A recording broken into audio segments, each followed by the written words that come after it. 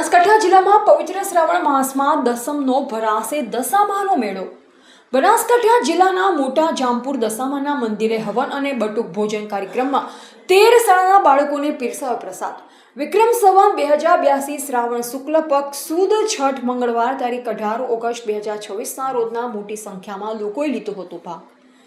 દશામા મિત્ર મંડળ અને ગ્રામજનો દ્વારા શ્રાવણ સુદ દસમના મેળા માટે તડામાર તૈયારીઓ। આજે શ્રાવણ સુદ છઠના રોજ દશામાના મંદિરે હવન તેમજ મોટા જામપુર વિસ્તારની 13 શાળાના બાળકોને ભોજન પીરસવામાં આવ્યું। Reporter Bhikhabhai Sipai, MD news, Palanpur, Banaskantha.